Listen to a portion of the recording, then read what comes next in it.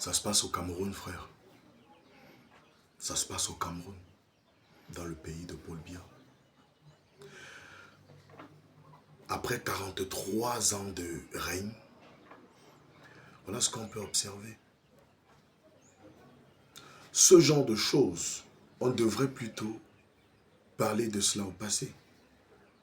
C'est-à-dire, on pouvait nous dire qu'en 1975 ou en 1970, c'est comme ça que les personnes handicapées faisaient pour s'en sortir. Mais 43 ans après, au 21e siècle, en plein 21e siècle, en 2025, c'est encore comme ça que les personnes aveugles et malvoyantes font pour s'en sortir. Beaucoup. Pour beaucoup. Pour ceux qui n'ont pas eu de chance. Que j'ai communément l'habitude d'appeler les oubliés de la nation. Nous sommes les oubliés de la nation. Bonjour la famille, c'est Florent Pagny, votre humble serviteur. La voix des sans-voix. Celui qui parle pour ceux qui n'ont pas de voix. Le gars toujours objectif et qui est infaillible, insensible, très sensible et surtout inébranlable, incorruptible. Parce que contrairement aux autres personnes handicapées, soyez-en sûrs, on ne peut pas me compromettre. Je dis ce que je pense et j'ai ma liberté de penser. Et personne ne peut me l'enlever. J'espère que vous allez bien. Partage et abonne-toi, frère. Like, commente. Et surtout, n'oublie pas de like, de commenter. Mais vous voyez donc au 21e siècle, c'est ce qui se passe dans notre pays. Les personnes en situation de handicap, qui pour la plupart sont allées à l'école aujourd'hui, parce que ce qu'on ne vous dit pas, c'est quoi? C'est qu'aujourd'hui, les personnes malvoyantes, malvoyantes et non-voyantes vont à l'école, obtiennent des diplômes, des licences, des masters, des maîtrises, mais sont toujours chez leurs parents à pleurer parce qu'elles n'ont pas d'emploi. Et aucune réelle politique véritable n'a été mise sur pied pour les accompagner.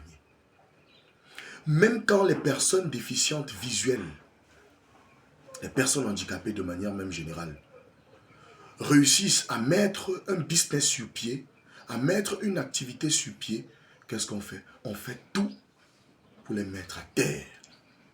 Et c'est aussi mon cas. Parfois, on fait tout pour les casser. Comme pour dire, ton travail c'est à la maison. Va te coucher à la maison, tu dors. On te nourrit. Ou alors,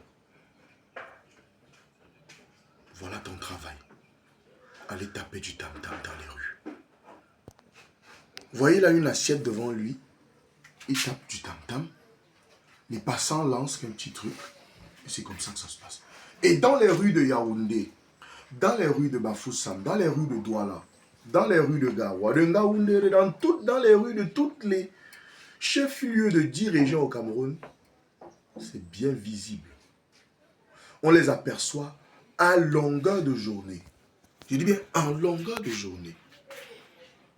À un moment donné, tu veux même les en vouloir, mais tu te dis, mais attends, tu vas les en vouloir, pourquoi? C'est peut-être parfois le seul et unique moyen pour eux de s'en sortir. Tout comme le régime de Yaoundé a affamé les Camerounais, mais ils ont, dans le subconscient des personnes handicapées, légalisé la mendicité. C'est-à-dire que désormais, c'est devenu une norme mendier pour les personnes handicapées. Et ça ne dit rien, ça n'émeut personne. Nous avons combattu en 2021 pour demander une pension d'invalidité pour les personnes en situation de handicap. Eh bien, qu'est-ce qu'on a fait? On a appelé certains leaders parmi nous, d'autres personnes handicapées. Parce qu'il faut quand même dire que les personnes handicapées aussi, elles sont en partie aussi responsables de leur malheur. On a appelé certains parmi nous. On les a soudoyées, on les a donné un peu d'argent et elles ont tué le combat. Depuis ce jour, je dis je ne combats plus dans les associations ou dans les collectifs des personnes handicapées. Mais je reste droit dans mes bottes, je dénonce. J'avais été appelé moi aussi, mais j'ai décliné.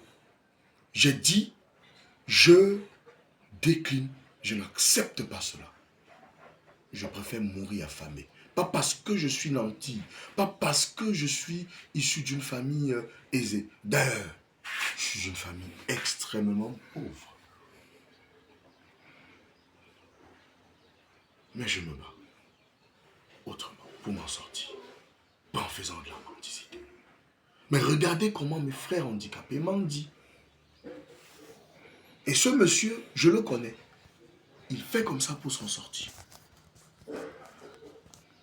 C'est pour cela que je dis, lorsque vous observez de telles images, avec ça vous voulez continuer. Vous pensez qu'on va continuer de soutenir ou alors continuer à soutenir ce régime qui n'a fait que 40, qui a fait 43 ans au pouvoir. Avec ça, est-ce qu'on va toujours continuer à soutenir le régime bien? Le régime qui est au pouvoir depuis 1982. C'est la preuve vivante que ce régime n'a rien apporté au Cameroun. Puisque les handicapés sont clochardisés. Vous savez combien coûte la scolarisation d'une personne non-voyante ou malvoyante? Apprendre l'écriture braille, aller à l'école, acheter une tablette braille que voici. Vous savez combien coûte une tablette braille? Est-ce que n'importe quel parent peut se la doter? Puisqu'elle se vend. Vous savez combien coûte une canne blanche? On va vous démontrer, qu'on va vous dire qu'on les donne gratuitement, on ne les donne pas gratuitement. Parfois, il y a des campagnes où on les partage, mais on ne les donne pas gratuitement. Les gens les vendent. Vous savez combien ça coûte une tablette braille? Que voici, une canne blanche. Lorsqu'une personne handicapée va à l'école, elle finit l'école. Vous savez les difficultés qu'une personne non-voyante ou malvoyante rencontre quand elle va à l'école? Quand elle fréquente? Jusqu'à terminer. Si une personne clairvoyante doit fournir les efforts une seule fois, le non-voyant doit fournir 10 fois les mêmes efforts pour être au même pied d'égalité que les autres. Je vous assure. Mais imaginez-vous, vous allez à l'école, vous terminez et vous rentrez rester à la maison. À un moment donné, même le parent se plaint. Le parent dit, le parent, à un moment donné, il maudit tous les dieux. Il maudit Dieu, il dit, mais Seigneur, pourquoi ça c'est le malheur que tu... C'est un malheur. La malchance que j'ai eue, c'est d'avoir accouché un enfant, une personne handicapée. Parce qu'ayant dépensé des millions sur cet enfant, des dizaines de millions, jusqu'à ce qu'il obtienne même seulement sa maîtrise, elle ne fait rien, c'est encore moi qui vais m'occuper d'elle. Quel parent est content de voir son enfant dans les rues en train de frapper du tap-tap? Un enfant, par exemple, dont vous avez payé l'école. Je pense que toutes les personnes handicapées, rien qu'à voir cette image, devraient soutenir la candidature, devraient soutenir Maurice Kamto aux élections présidentielles d'octobre 2025. Et je le dis, c'était Florent Pagny.